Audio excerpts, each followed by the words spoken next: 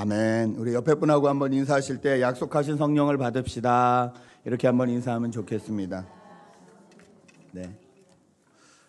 벌써 8개월이 지나갔습니다. 벌써 2018년도 9월. 이제 날씨도 좀 많이 떨어진 것 같고요. 이제 가을이 오는 것 같습니다. 가을을 저희가 열매 맺는 계절이라고 말을 하는데요.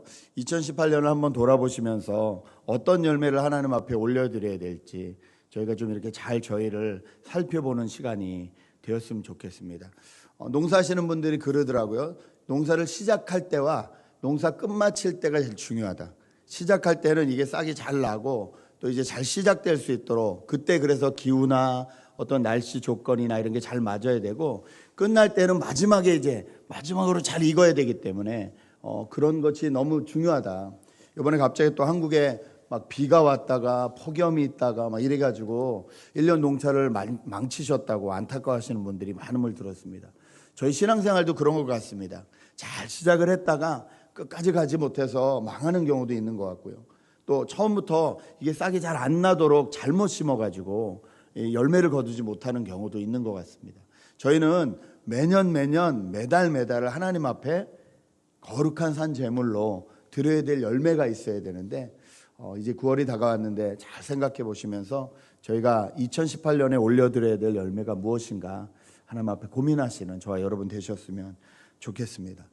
오늘도 말씀을 나누기 전에 먼저 질문을 하나 드리겠습니다. 옆에 분들하고 한번 나눠보시죠.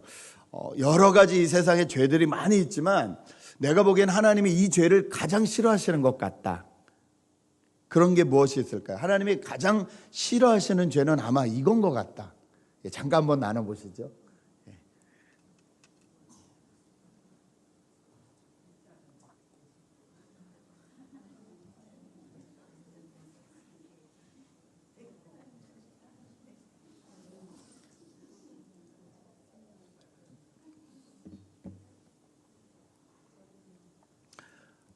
네, 여러 가지가 나오셨는지요? 저희는 지난 몇 달간 저희와의 관계에 대해서 살펴보고 있습니다. 두 번째 그림을 좀 보여주시죠. 하나님 안에 있는 그리스도 안에 있는 내가 하나님과의 관계를 어떻게 할 것인가 살펴봤고요. 또 나와 내 자신의 관계는 어떻게 할 것인가 계속 살펴봤습니다. 나와 내 자신의 관계에 대해서 몇 달 동안 살펴보면서 마지막 한 달 동안 저희가 가장 포커스했던 것은 우상이 무엇인가라는 문제였습니다. 나와 내 자신과의 관계에서 우상적인 요소가 과연 뭐냐. 돈이 우상이 될 때도 있고요. 일이 우상이 될 때도 있고요. 우리가 좋아하는 쉼이 우상이 될 때도 있고요. 지난주에는 문화가 우상이 될 수도 있다. 이런 말씀을 드렸습니다. 어제 제가 친구 목사님 청년부 수련회가 있어서 하루 올라갔다 왔습니다. 아침 일찍 올라와서 오늘 새벽에 돌아왔는데요. 두 가지에 놀랐습니다. 첫 번째, 청년이 너무 나이가 많구나. 소개를 하는데 소개가 이렇게 시작되는 거예요. 첫 형제가 80년생이고요. 그래가지고 이 계산이 안 돼. 80년이면 몇 살이지? 근데 더 웃긴 건 좀 있다가 뒤에 있는 형제가 76년 솔로고요. 76년생이면 42이거든요. 근데 이제 청년부에 있는 거예요. 그래서 제가 적응이 안 돼가지고 내가 지금 청년부를 왔나 어디를 왔나. 나이가 너무 많다는 거에 놀랬고, 또 하나는 한 15명 정도 모였는데 신앙생활을 오래 한 친구들이에요.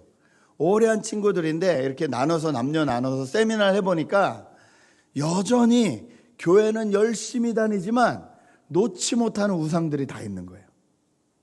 이 문제가 해결이 안 된다는 거예요. 그래서 어제 그 얘기를 깊이 하고 나누고 왔습니다. 성경이 기록된 시대뿐만 아니라요, 지금 2018년도에도 하나님이 가장 싫어하시는 죄는 우상숭배입니다. 우상숭배는 하나님이 계셔야 되는 자리에 하나님 외에 그 어떤 것들이 놓여져 있는 상태를 말합니다. 그것이 사람이 될 때도 있고요. 그것이 물질이 될 때도 있고요. 그것이 내가 좋아하는 그 무엇이 될 수도 있습니다. 지난주에도 잠깐 말씀드렸습니다만 이게 나에게 우상인지 아닌지 구별할 수 있는 방법이 있는데요. 첫 번째, 그 일을 하지 못하면 하루 종일 불만과 불평이 생긴다. 이러면 이게 나에게 우상적인 요소가 될 가능성이 많다는 거예요. 뭐든지 간에 그 일을 하지 못하면 하루 종일 불만이 생긴다. 두 번째, 가만히 있으면 생각이 그쪽으로 흐른다. 가만히 있으면 어떻게 하면 돈을 좀 벌 수 있을까? 어떻게 하면 게임을 좀 더 할 수 있을까? 가만히 있으면 생각이 자꾸 그쪽으로 흐른다. 그럼 그것이 나에게 우상일 가능성이 너무 많다는 거예요. 세 번째, 그 일에 직접적으로 돈을 많이 쓴다. 저희가 말씀드렸죠. 우리의 믿음은 어디에 있다? 크레딧 카드 빌에 있다. 크레딧 카드 빌을 쭉 보고 내가 가장 많이 사용한 거기에 내 마음이 있다. 먹을 거에 가장 많이 썼으면 내 마음의 신은 음식일 가능성이 많은 거죠. 쇼핑에 가장 많은 걸 썼으면 내 마음 중심은 쇼핑에 가 있을 수 있다는 거죠. 거기에 돈을 많이 쓴다. 이게 우리에게 우상적인 요소가 될 수 있다. 또 마지막으로는 통제하기 어려운 감정이 있다. 화가 나거나 깊은 우울감을 경험하거나 이게 잘못된 것인 줄 알면서도 통제가 안 돼서 자꾸 그 방향으로 나아간다. 그럼 그것이 우리에게 우상적인 요소가 될 가능성이 많다는 것입니다. 여러분, 이 우상으로부터 돌아서지 않으면, 우상 숭배의 죄를 끊지 않으면 교회를 아무리 다녀도 기쁨이 없고 만족이 없습니다. 왜냐하면 우리는 하나님의 것인데 하나님이 계셔야 될 자리에 다른 것이 자리 잡고 있기 때문에 그렇습니다. 이렇게 우상들이 질비한 이 세상에서 저희가 옛날처럼 뭐 나무나 금이나 이런 걸로 만들어 놓은 모형에 절하진 않잖아요. 신종 우상들이 있잖아요. 우리를 떠나지 않는 여러 가지 우상들이 있잖아요.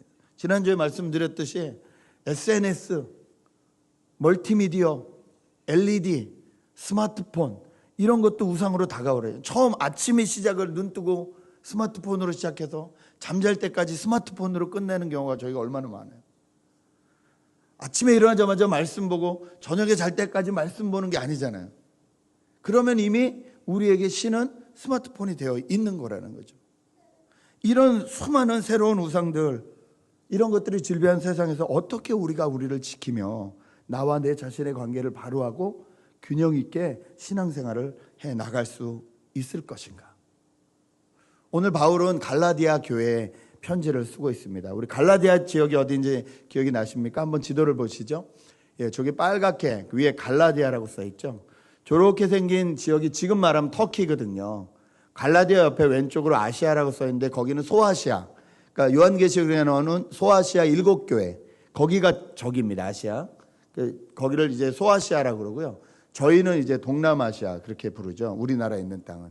저 갈라디아는 중간에, 터키 땅 중간 쪽에 있는 거예요. 그러니까 갈라디아는 한 교회 이름이 아니라 지역 이름이고요. 그 교회는 많았어요. 저기 위에 보면 비시디아 안디옥도 있고요, 이고니어도 있고요, 루스드라도 있고요, 더베도 있고요. 이런 지역의 교회들이 다 있었는데 이 지역 교회들을 다 뭉뚱그려서 갈라디아 교회, 갈라디아 지역에 있는 교회들 이렇게 얘기한 거예요. 그 교회들에게 편지를 썼어요. 옛날에는 뭐 이메일도 없고 아무것도 없었잖아요. 사람이 손으로 써서 전해주면 이 교회에서 읽고 이 교회 사람이 저 교회로 전해주고 저 교회로 전해주고 이렇게 쭉 손으로 연결된 거예요. 바울이 저기 밑에 그 예루살렘에서 올라와서요. 저 위에는 안디옥이라고 보이시죠. 실루기아 위에 안디옥. 저기가 이방 선교가 시작된 선교 기지라고 말씀드렸잖아요. 저기서부터 바울이 계속 왔다 갔다 하거든요. 그래 예루살렘엔 보고하러 가고. 제 1차 전도의 그 지금 그림인데요. 바울이 한 바퀴를 쭉 돌고 갈라디아 지역에 있는 모든 교회들을 개척했습니다. 그리고 돌아왔어요. 그리고 2차 전도를 또 갔어요. 2차 전도를 갈 때는 이제 아시아 쪽으로 가는데, 소아시아 쪽으로 가는데 먼저 개척했던 갈라디아 교회들을 쭉 돌아본 다음에 가요. 돌아본 다음에 가서 얼마 지나지 않았는데 갈라디아 쪽에서 소문이 들리는 거예요. 무슨 소문이 들리냐면 갈라디아 지역에 있는 교회들이 변심했다, 이런 소문이 들리는 거예요. 얼마나 기가 막히겠어요. 처음 개척한 교회들, 자기의 힘과 애를 다 쓴 교회들이 마음이 변했다는 거예요. 그게 왜 마음이 변했나 봤더니 거기 유대교를 가르치는 거짓 선생들이 와가지고 너희가 예수 믿는다며? 근데 그걸로 돼? 그걸로 정말 구원받아? 그걸로 정말 하나님 사람이 돼? 자꾸 부추기는 거예요. 그러면서 말하는 거예요. 에이, 그래도 뭔가 좀 있어야지. 그리스도인다운 뭔가가 있어야지. 그러니까 할례를 받아야 돼. 그리스도인다운 뭐가 있어야지. 그러니까 정결법을 지켜야 돼. 뭔가 이렇게 예수 그리스도 외에 무엇인가를 애드해 주기 시작했어요. 그러니 헷갈리는 거예요. 정말 우리가 예수만 믿어서 이걸로 될까? 뭔가 우리를 좀 보호할 수 있는 제도적인 장치가 있어야 되지 않을까? 이렇게 해가지고 빠지기 시작했다는 거예요. 바울이 여기서 얼마나 화가 났는지 모릅니다. 그래서 1절을 보니까 이렇게 표현합니다. 어리석은 갈라디아 사람들이요, 예수 그리스도께서 십자가에 못 박히신 모습이 여러분의 눈앞에 선한데 누가 여러분을 도대체 홀렸습니까? 어리석다라고 표현하고요, 속고 있다, 홀렸다, 이렇게 표현하고 있는 거예요. 갈라디아 교회 성도님들 속고 있습니다, 이렇게 얘기하는 거예요. 예수 그리스도 그분이 주신 십자가와 부활의 사건, 그분을 이 땅에 보내시기까지 우리를 사랑하신 그 하나님의 마음, 그리고 지금도 우리 안에서 역사하셔서 우리를 하나님의 자녀임을 날마다 깨닫게 하시는 성령님의 인도하심, 이것으로 충분하다는 거예요. 그런데 거기에 사람이 뭔가를 더하려고 하는 것 자체가 우상이 되는 줄 알지 못하느냐. 이 사람들은 율법 지켜야 된다, 되게 맞는 것 같아요. 되게 맞는 것 같은데 여기서 지키라는 율법은요, 구원받은 사람으로서 지켜야 될 율법이 아니라 구원받기 위한 조건으로 율법을 지키라는 거예요. 이런 거예요. 11조 해야지만 천국 갑니다. 주일 예배 나와야지만 천국 갑니다. 여러분 맞습니까? 아니거든요. 11조를 하든 봉사를 하든 교회 예배를 드리든 구원받은 사람으로서 감격해서 하는 행위들이에요. 당연히 그 행동이 있어야 됩니다. 믿음으로 시작하고 행동으로 완성돼요. 오직 믿음으로만 구원받는다, 이 말도 틀려요. 바울이 오직 믿음으로 구원받는단 말을요, 착각하시면 안 돼요. 내 행동이 어떠하든지 간에 내가 밖에 나서 그냥 내 마음대로 내 짓거리 할 거 다 하고 살아도 나 예수 믿어라고 말만 하면 구원받는다. 여러분, 그런 구원이 어디 있어요? 성경은 그런 구원에 대해서 말씀하신 적이 없어요. 자기 착각이에요. 자기 속임이에요. 내가 이렇게 살지만 내가 이 따위로밖에 못 사는 건 하나님도 다 아실 거야. 자기를 자꾸 속이는 거예요. 그러면서 계속 그 우상을 놓지 않고 싶은 거예요. 여러분, 구원받기 위한 행위는요, 우리가 예수 그리스도를 받아들인 것 외에 아무것도 없어요. 믿음으로 받아들이는 것 외에 아무것도 없습니다. 우리를 구원할 수 있는 건 그거 외에 아무것도 없습니다. 그러나 구원받은 성도로서 당연히 나타나야 될 행위의 모습들은 많이 있습니다. 이건 뭐 굳이 말 안 해도 저희가 너무 잘 알아요. 저분이 교회를 다닌다는데 내가 보기엔 헷갈려, 이러면 이제 곤란한 거예요. 누가 보기에 저분이 교회를 다닌다는데 맨날 술집에 앉아 계시고 지나갈 때 보면 막 걸음도 못 걸으시고, 저분이 교회를 다닌다는데 우리도 헷갈리는 거예요. 저분이 교회를 맞나? 저분에게는 예수님이 아니라 술이 신 같은데 우리도 헷갈리잖아요. 여러분, 모르긴 몰라도요, 그분도 헷갈리실 거예요. 자꾸 그렇게 우상을 숭배하다 보면 그분도 헷갈리실 거예요. 어느 날 그 생각이 딱 들어요. 내가 이렇게 살아서 진짜 구원받을 수 있을까? 바울은 갈라디아 교회 사람들에게 속지 마십시오 얘기하는 거예요. 속지 마십시오. 오늘 5절에 이렇게 말씀하십니다. 하나님께서 여러분에게 성령을 주시고 여러분 가운데서 기적을 행하시는 것은 여러분이 율법을 행하기 때문입니까? 아니면 믿음의 소식을 듣기 때문입니까? 그렇지 않으면 여러분이 복음을 듣고 믿어서 그렇게 하신 것입니까? 하나님이 이 세상의 삶이 힘든 줄 아시고 우리에게 성령을 보내주셨는데, 그래서 그 성령으로 우리를 인도해 주시는데, 그렇게 성령을 주신 이유가 당신들이 율법을 잘 지켜서 주셨습니까? 아니면 당신들이 하나님이 말씀해 주신 그 복음을 믿음으로 잘 받아들였기 때문에 주셨습니까? 이렇게 묻는 거예요. 여러분, 어느 쪽이죠? 우리가 하나님이 주신 복음을 믿음으로 받아들였기 때문입니다. 우리 안에 예수 믿는 사람들의 확실한 표징, 그것은 성령님이 우리 안에 계시다는 거예요. 이것을 또 착각하시면 안 돼요. 방언을 하고 예언을 하고 뭐 이래야지만 성령님이 계시다, 아니에요. 성령은 그렇게만 역사하지 않으세요. 성령의 9가지 열매 보면 방언에 예언 없어요. 그렇죠? 사랑과 희락과 화평과 오래 참음과 방언과 예언과 상관하지 않는 성령의 열매들이 나와요. 하나님은 우리를 로봇으로 취급하지 않으세요. 어느 정도 우리에게 인격체로 대하시냐면, 창조주 하나님께서 피조물인 우리를 만들어 놓고도 피조물이 감히 창조주를 거부할 수 있는 권한을 주셨어요. 우리가 하나님을 안 믿을 수 있는 권한까지 주셨어요. 여기까지 우리의 인격을 존중하세요. 안 믿는 사람들이 이게 이해가 안 된다는 거예요. 진짜 신이면 죄악이 없게 해야지. 아담이 선악과를 못 먹게 해야지. 아니, 하나님이 아담의 실수할 것을 아셨지만 그럼에도 불구하고 하나님을 선택하기 원하셨고, 그 순간 실수했을 때에 그 실수를 메이크업할 수 있는 방법도 가지고 계셨어요. 그런데 안 믿는 사람에겐 이게 메이크 센스가 안 된다는 거예요. 그런 게 어디 있냐? 그냥 하나님이 다 알아서 그러면 로봇 되는 거거든요. 하나님이 다 막아버리셨으면, 하나님이 우리의 어떤 의지도 없이 다 막아버리셨으면, 그거는 진짜 그거야말로 하나님의 아바타죠. 하나님의 로봇이죠. 내 생각이 필요 없는 거잖아요. 내 의지가 필요 없는 거잖아요. 하나님 그렇게 안 하신다는 거예요. 성령님도 그렇게 안 하신다는 거예요. 그거 하면 안 돼. 그게 위험해. 그쪽 길로 가면 네가 우상 숭배하는 거야. 수없이 경고해 주시지만, 마음에 찔림도 주시고 여러 가지를 주시지만 그 행동을 멈추게 막 하지 않으신다는 거예요. 그럼 우리는 어떻게 우상 숭배로부터 벗어날 수 있을까요?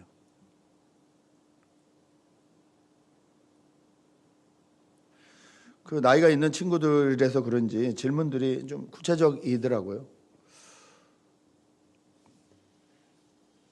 정말 이 나이가 돼가지고 모아놓은 게 하나도 없는데,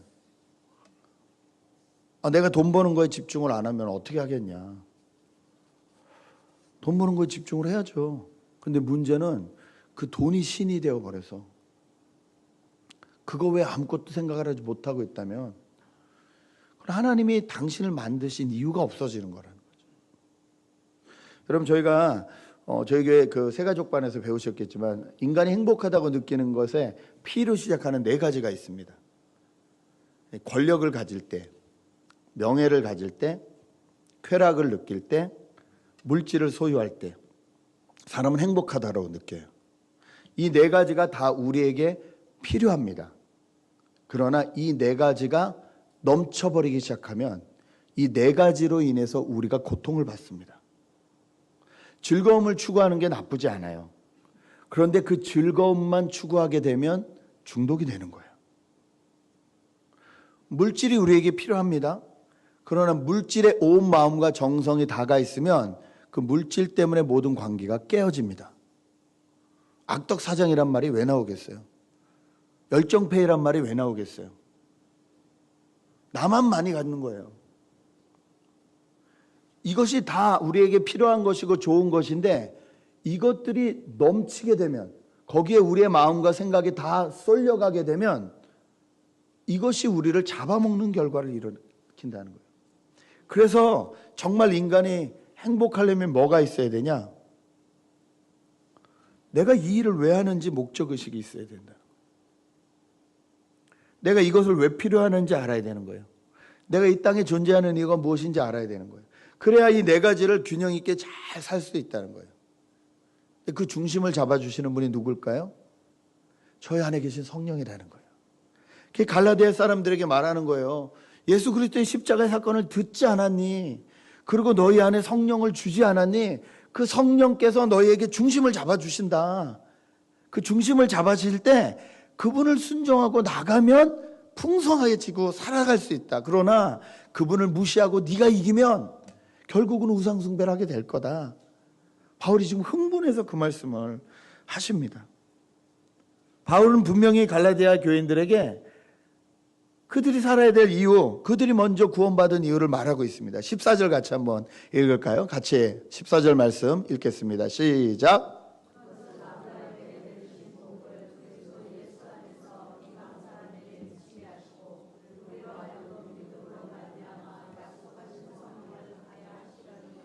네, 우리로 하여금 죄의 저주에서 다 속량되게 하시고 자유케 하신 이유는요, 아브라함에게 내리신 복을 그리스도 예수 안에서 이방 사람들에게 미치게 하려고. 하나님의 복이 세상에도 흘러가야 되는데 그 세상에 흘러갈 수 있는 중간 역할을 하라고. 우리를 통해서, 아브라함의 복을 먼저 받은 우리를 통해서 이 하나님의 복이 이쪽으로 흘러가게 하라고, 그 역할을 하려고 우리를 부르셨고, 우리로 하여금 믿음으로 말미암아 약속하신 성령을 받게 하려는 것이다.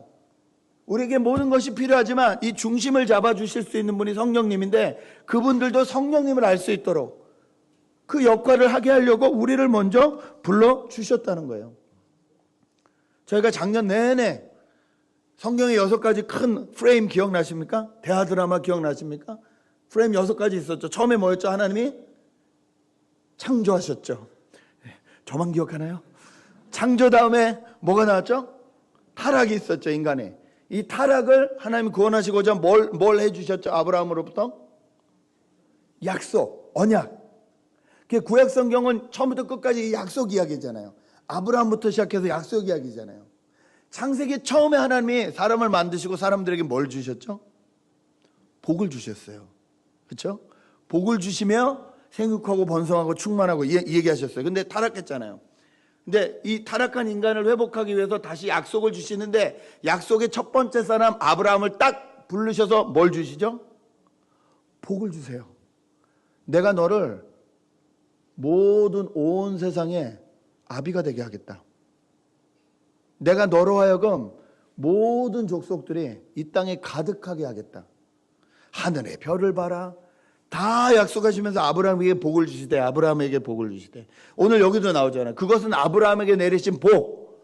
그러니까 하나님이 하나님의 형상을 다시 회복하시고 하나님 나라를 회복하시는 방법으로 주신 것이 하나님의 복이거든요. 이 복들을 우리에게 먼저 주신 이유는 우리가 이것을 받아서 이방 사람들에게 미치게 하기 위함이라. 그리고 그 일을 잘 밸런스 있게 우상 숭배 안 하고 잘할 수 있게 하시는 분이 우리 안에 계신 성령님이라는 거예요. 그 성령님을 따라가야 된다는 겁니다. 여러분, 우상 숭배는요, 회개나 자기 의지로 해결되지 않습니다. 아, 이거 끊어야지. 아, 이거 그만해야지. 회개한다고 끊어지지 않아요. 회개하는 것이 필요하고 하나님 앞에 드리는 것이 필요한데요, 그 회개하기 전에 나를 동기부여하는 것은요, 내가 붙잡고 있는 그 우상적인 요소들보다 하나님이 나에게 주신 것이 크게 느껴질 때예요. 100원짜리보다 500원짜리가 크게 느껴져야 100원짜리 놓고 500원짜리 잡는다니까요. 하나님이 나에게 하신 일, 하나님이 나에게 주신 이 복음, 하나님이 나에게 보내주신 이 성령님, 이분들이 더 가치가 있다고, 내 인생에 정말 가치가 있다고 느껴져야 내가 우상 숭배하는 것들에서부터 손이 나아진다니까요. 이게 더 가치 있게 느껴지지 않기 때문에 이게 안 나아지는 거예요.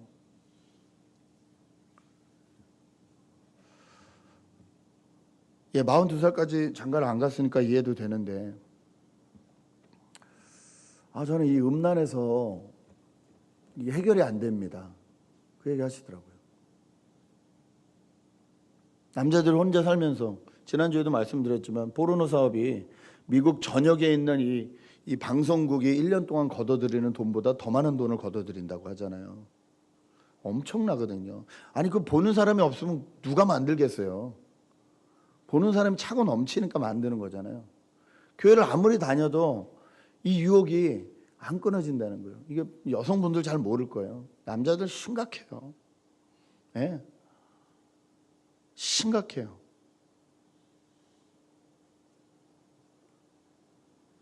얼른 장가를 좀 보내줘야 될 텐데.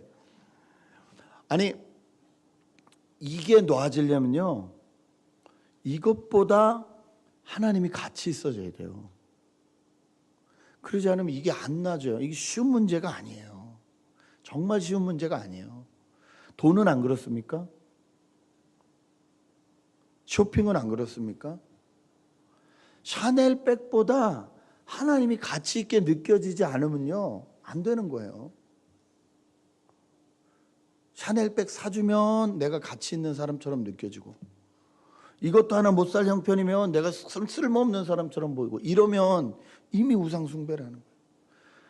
내가 가치 있게 느끼는 것이 하나님이 되지 않으면 아무 소용이 없다는 거예요. 갈라디아 교인들이 예수 그리스도의 십자가의 복음을 다 들었음에도 불구하고 뭔가 더 애도해야 될 것 같은 거예요. 이것도 해놓고 이것도 해놔야 내가 안전할 것 같은 거예요. 이것도 있어야 되고 저것도 있어야 내가 좀 괜찮은 인생 같은 거예요. 아니요, 아닙니다. 아닙니다. 네, 그리스도만으로 충분합니다. 아니, 목사님 맨날 뭐 그리스도만으로 충분하다 그러는데 살려면 돈도 있어야 되고 명예도 있어야 되고 권력도 있어야 되고 즐거움도 있어야 되고 다 있어야 되는데 무슨 뭐 예수님만으로 충분하다. 아니요, 예수님을 중심으로 딱 잡고 있어야 이것들을 우상숭배하지 않게 된다는 거예요. 안 그러면 내가 좋아하고 그 관심 있는 것이 나를 잡아먹는다니까요. 쓸려간다니까요. 다 있습니다. 저희 안에 우상이 다 있습니다. 약한 부분이 다 있습니다. 쓸려가지 않기 위해서 내 안에 계신 성령이 딱 중심을 잡아주셔야 됩니다. 이것이 진정한 회심입니다. 이것이 진정한 회심이에요. 여기서부터 희망이 있는 거예요. 자, 그러면 어떻게 성령님을 따라갈 수 있을 것이냐? 먼저 저희가 알아야 될 것은 성령님이 우리를 좋아하신다는 겁니다. 그리고 기다리신다는 겁니다. 로마서를 같이 읽겠습니다. 로마서 8장 26절 27절 말씀을 좀 같이 보여주시면 읽겠습니다. 시작. 이와 같이 성령께서도 우리의 약함을 도와주십니다. 우리는 어떻게 기도해야 할지도 알지 못하지만 성령께서 친히 이루다 말할 수 없는 탄식으로 우리를 대신하여 간구하여 주십니다. 사람의 마음을 꿰뚫어 보시는 하나님께서는 성령의 생각이 어떠한지를 아십니다. 성령께서 하나님의 뜻을 따라 성도를 대신하여 간구하시기 때문입니다. 성령께서 하나님의 뜻을 따라 성도를 대신하여 간구해 주십니다. 성령께서 우리를 대신하여 기도해 주신다는 거예요. 그러니까 성령님은 준비되어 계시다는 거예요. 우리를 도울 준비가 되어 계시다는 거예요. 문제는요, 아무리 성령께서 준비가 되어 계셔도 우리가 구하지 않으면 일하지 않으신다는 거예요.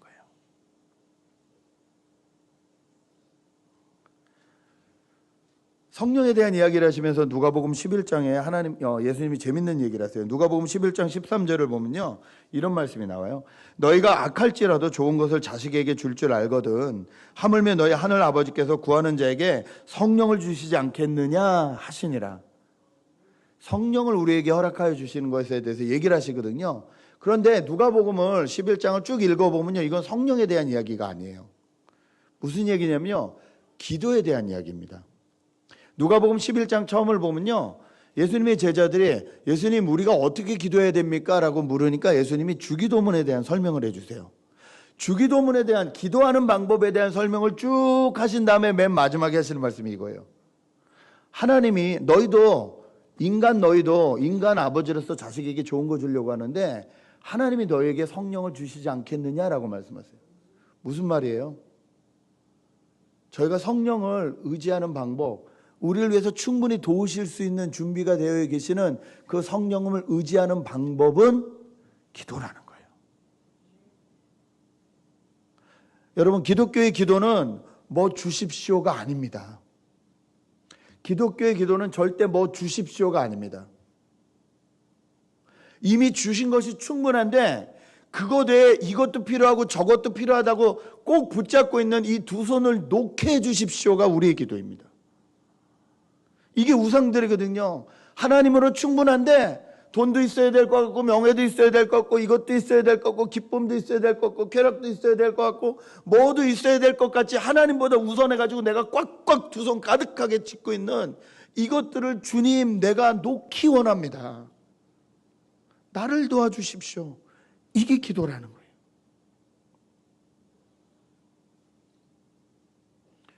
여러분 뭐 주십시오 기도는 무당 앞에서도 합니다. 하나님이 우리를 구원해 주셨습니다. 하나님이 우리를 하나님의 자녀로 불러주셨습니다.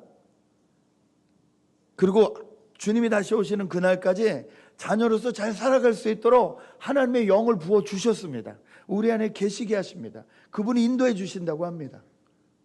그리고 마지막 날 우리를 위하여 새하늘과 새 땅을 저 나라에서부터 이 땅으로 가지고 내려오셔서 우리와 함께 영원히 살겠다는 약속도 다 주셨습니다.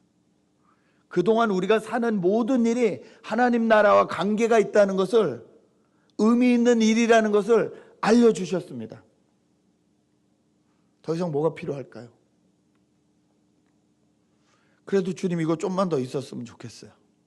그래도 주님 이것도 좀만 있었으면 좋겠어요.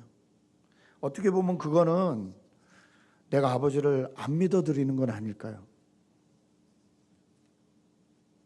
내가 하나님 아버지를 덜 믿어드리는 건 아닐까요?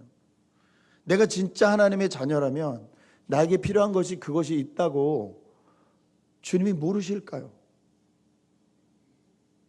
고아처럼 내 인생은 내가 살아야 돼. 고아처럼 아버지 계신데 그냥 가만히 내버려 두고 그냥 나 혼자 그냥 죽으라고 이렇게 주워 다녀야 되는 인생처럼 살고 계시진 않은가요? 제가 말씀드렸죠? 저희 딸이 장학금을 받긴 받았는데 사립학교가 비싸니까 1년에 7,000불이 모자르다고. 근데 그 학교는 가고 싶고 유씨는 됐지만 별로 가고 싶지 않고, 그래서 아빠가 가라 그래서 갔는데 할머니가 처음에는 대주셨는데 이제 안 대주신다 그러니까 자기 방에 가서 펑펑 우는 거예요. 뚝뚝 우는 거예요. 아, 기가 막혀가지고 이게 나를 뭘로 보나? 지혜비가 한 달에 1년에 7,000불도 못 벌 것 같나? 뭐 우는 거예요. 너무 열이 받아서 가서 제가 따졌어요. 너 왜 울어? 너 아빠 없어? 너 그지야? 너 왜 울어? 물론 제가 좀 교육을 강하게 시켰습니다. 18이면 독립이다. 네가 혼자 살아야 된다. 알아서 사는 거다. 대학은 자기가 등록금 벌 수 있으면 가고 안 가면 못 가는 거다. 하도 어렸을 때부터 그 말을 해서 그게 박혀 있는 것도 알아요. 아니 그래도요. 그런 말이 있으면 의논해야죠. 아빠 이렇게 됐는데 어떻게 하면 될까요? 아빠 어떤 식으로 하면 될까요? 의논해야죠. 그러니까요. 아니 아빠 계신데 왜 지가 걱정하냐고요.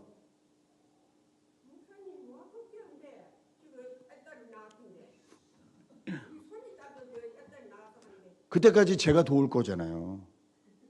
제가 돈이 있잖아요. 네, 제가 돈이 있잖아요. 그러니까 저희가 말하는 게 이거예요. 아버지가 계신데 걱정하고 있는 거예요. 걱정만 하고 있는 거예요. 아버지한테 묻지도 않고 걱정만 하고 있는 거예요. 여러분 하나님을 하나님으로 인정해 드리시기 바랍니다. 우리 인생 가운데 내가 이렇게 이거 붙잡지 않으면 내가 안 될 것 같아 붙잡고 있는 거 그거 없어도 저희 살아요. 하나님이 아세요. 더 우리에게 진짜 좋은 게 뭔지를 아세요. 우리보다 우리 인생에 대해서 더 계획이 있으시고 아세요. 그분한테 좀 맡겨드렸으면 좋겠어요. 하나님 내가 우상 숭배하고 있는 것들이 놔지게 도와주십시오.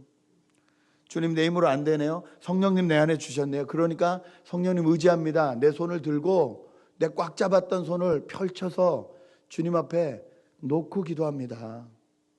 나를 도와주십시오. 바디메오가 예수님 지나가신다는 거 듣고 다윗의 자손 예수여 나를 긍휼히 여기십시오. 그렇게 기도하였듯이. 제가 오늘 저도 몰랐는데요. 배웠는데요. 그 당시에 예수님 당시에 그 거지들 중에서 그러니까 좀 어려운 사람들 중에서 그 정부가 이 사람은 어려운 사람이라고 이렇게 공식적으로 인정해 주는 게 있었대요. 그러니까 지금 말하면 우리가 말하면 사회복지 같은 거예요. 월페어 같은 거예요. 그래서 소경 중에서 그 겉옷이라는 게 있잖아요. 겉옷 중에 색깔이 있대요. 파란색. 이 사람은 그러니까 공식적으로 정부가 인정한 어려운 사람인 거예요. 이 사람은 아무 데서나 공공장소 앞에서도 구걸할 수 있는 자격이 주어지는 거예요. 그 겉옷이 그런 역할이었다 그래요. 구별되어 있는 색깔의 겉옷이. 그런데 예수님 앞에 소경이 뛰어나올 때 그 겉옷을 던져버리고 나옵니다. 여러분 상상을 해보세요. 소경이 예수님 앞에 갈 때 똑바로 막 걸어갈 수 있었을까요? 어딘지 방향도 몰랐었고, 이거 없으면 평생 나는 이제 끝이에요. 소경이 그거 우리처럼 이거 여기다 던져놨다 다시 와서 그걸 찾을 수 있냐고요. 그걸 던졌다는 건요, 내가 의지하고 있던 모든 것을 다 던져버렸다는 거예요. 그리고 주님 앞에 나가요. 그러니까 주님 물으시죠. 내가 너에게 뭐 얘기를 원하느냐? 주님 보기 원합니다. 네 믿음대로 될지어다.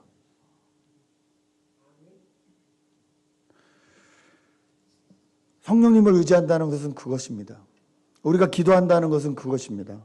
주님, 내가 하나님 외에 의지하는 것이 있군요. 이거 놓기 원합니다.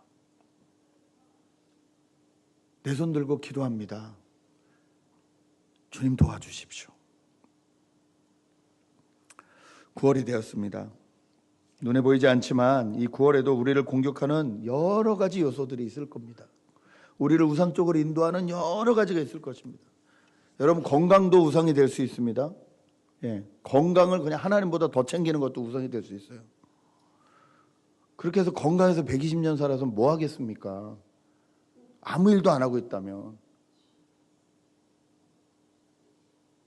여러분 우리가 생각하는 우상들이 있을 수 있어요. 그게 뭔지 가만 생각해 보세요. 하나님보다 우선순위가 되는 것, 그것들을 주님 앞에 내려놓고 이 9월에 정말로 주님을 따라가시는 저와 여러분 되시길 주님의 이름으로 축복합니다.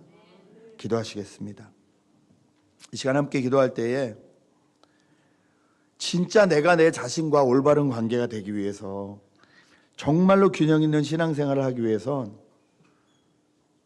이미 성령님이 우리 안에 계시다는 것을 알았습니다. 복음으로 그 성령님을 우리 안에 받아들였음을 알았습니다. 그렇다면 이제 그분 앞에 두 손 들고 나가야 됩니다. 성령님 그때까지 일 안 하십니다.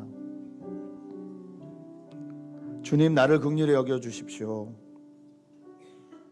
주님 내가 이 꽉 찬 손을 다 펼쳐서 주님 앞에 나아갑니다. 내가 속고 있는 우상들에서, 내가 끊을 수 없는 이 우상들에서 나를 구해 주십시오. 그렇게 한번 기도했으면 좋겠습니다. 함께 기도하시겠습니다. 아버지 하나님, 아버지 하나님, 아버지 하나님, 하나님보다 우선